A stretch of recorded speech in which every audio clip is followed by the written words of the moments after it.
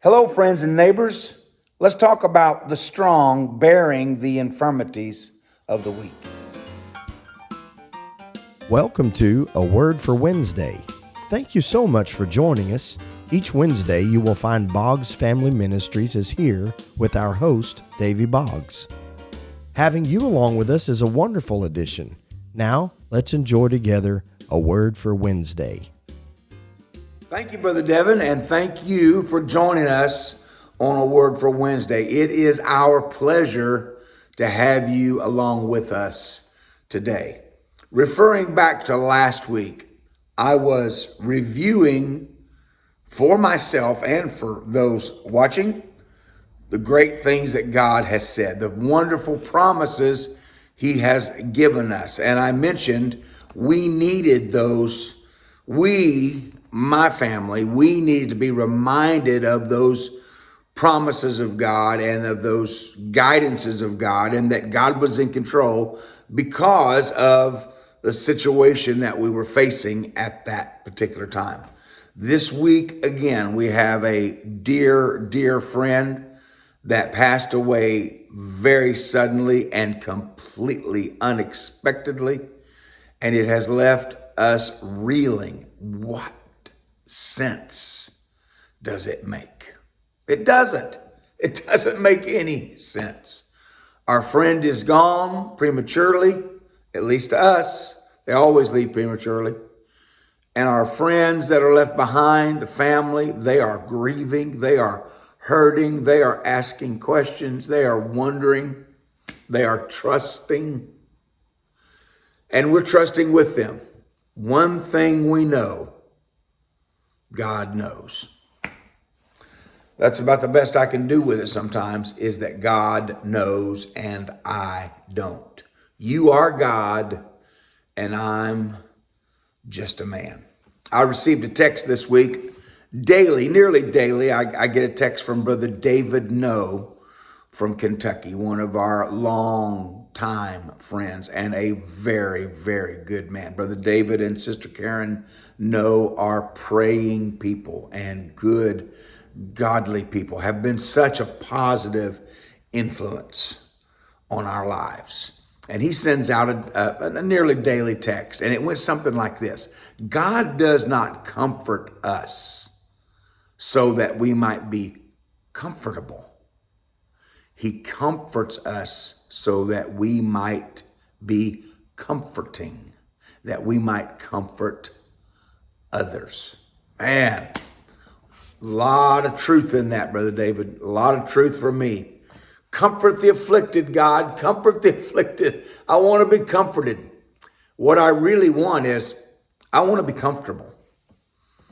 And that's not necessarily an evil desire, but it's not always a productive place. I don't want to just be comfortable. I want to use God's comfort to reach out to others and to be comfort to them. And it went right along with my Bible reading that day in Romans chapter 15. Now, building up to this, Paul is talking about how that we ought to consider other brothers that might be weaker than us. Just because it's okay for you to partake in this unsinful activity.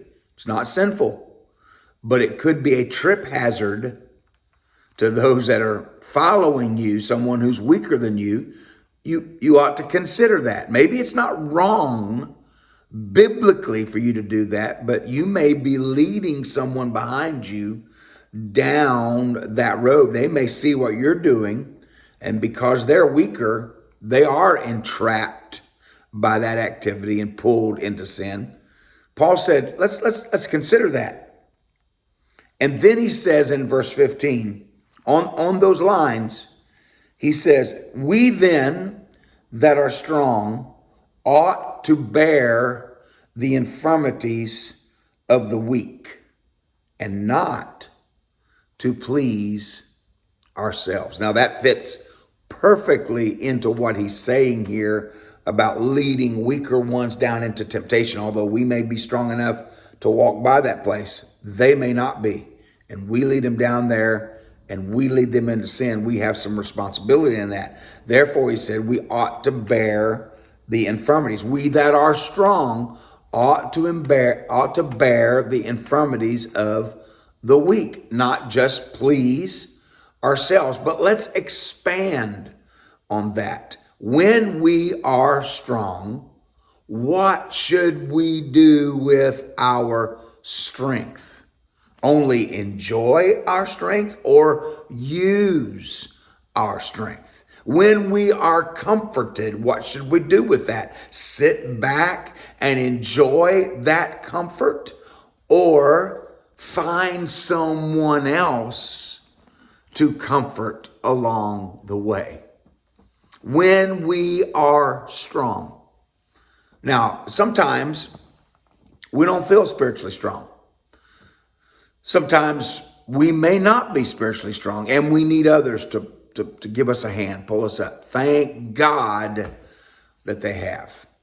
I was preaching about this when we were at home recently at Dryden Road. I mentioned this one night.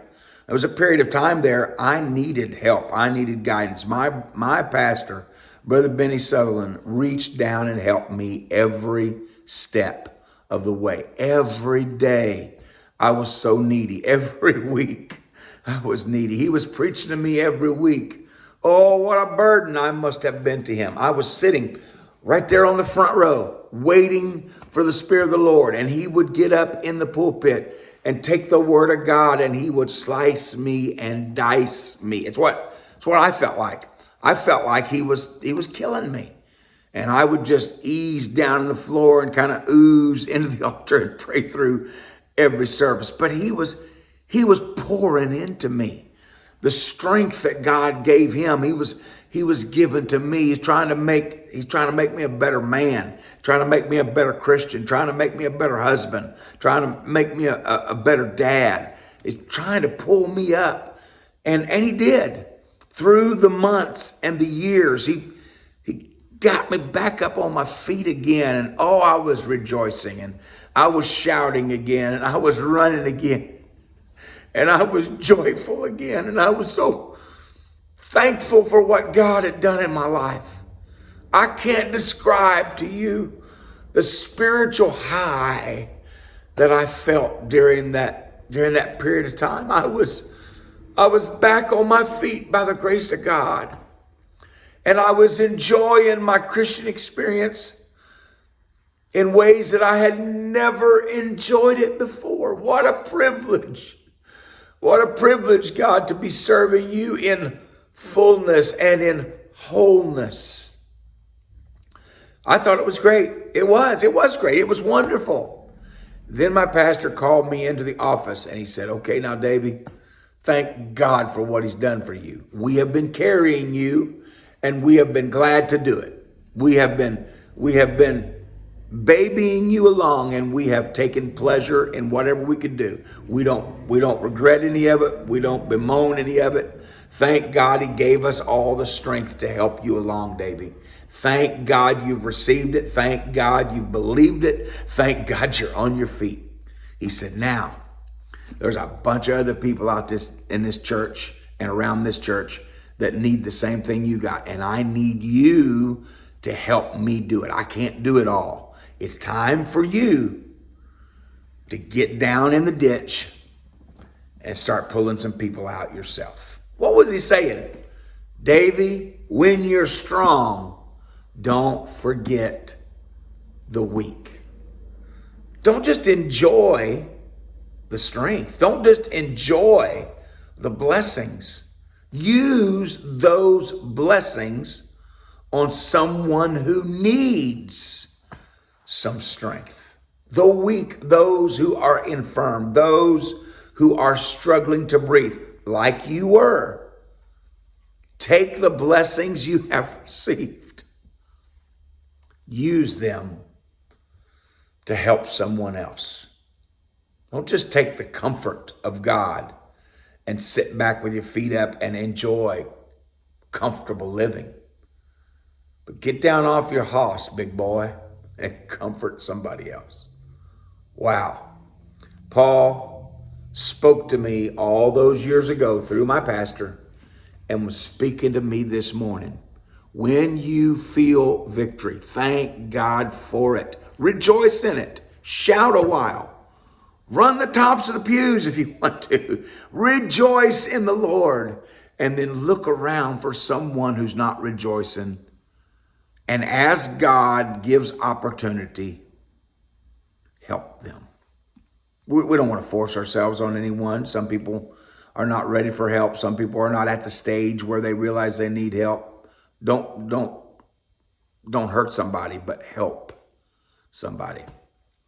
It's always been this way. Anytime Kelly and I ended up with an extra piece of money. Now, we have to save extra money. You know, I should have saved for my future. I've done a very poor job of that. But we put back money for missions. We put back money for bus repairs, because it's not if the bus is going to need it. It's just when is the bus going to need it. So we try to put back money for bus repairs. We try to put back money for diesel in the future. We try to put back money for these things that we need. But when we get an extra piece of money, almost invariably, my wife will say, where can we put this at, Davy? We need to be looking for somebody who needs this. And she's right. You at your strong. When you're strong, you ought to bear the infirmities of the weak, not to please yourselves. So with a little extra money, with a little extra health, with a little extra strength, with a little extra spiritual victory, let's find someone to pour ourselves into. Paul also said in Galatians, when a man falls, when there is trouble, when a man falls into a trap, what do you do then? What do you do in response to that? Galatians chapter number 6. I've got it marked here and having a hard time getting to it. Galatians. There's my bookmark for Romans 15. That's a nice picture from Nigeria. I keep that in my Bible. Sorry, I digress a little bit. But he said, ye which are spiritual, restore such a one, because we ought to bear one another's burdens. Boy, I'd like to do that. I'd like to be better at that. Wouldn't you? Bear the burdens of the weak. Bear the burdens of those that need my help. Am I really spiritual if I'm not reaching out to help someone else? Look around you, friend. Look around. Anyone need help worse than you do? Sometimes I heard a man say this who's not spiritual, who's not a Christian, doesn't claim to be a Christian. But I heard a man say this: one of the greatest cures for falling into depression is to find somebody else that needs help. Man, there's a lot of truth in that. I'd like to help somebody, wouldn't you? When I don't feel strong, there's somebody else that's weaker than I. And that's my word for Wednesday. Let's help one another out for the cause of Christ. Thank you for joining us, and I will look forward to seeing you next week. That is our word for Wednesday. We are so glad that you've spent a few minutes with us today. If you've been touched by today's episode, please share it with your friends and family. We welcome your questions or comments below or by email. You can find the email address in the description, along with a link to mile markers, the website for Boggs Family Ministries. Also, please give this video a thumbs up and subscribe to our channel. Thank you again, and we hope to see you next Wednesday.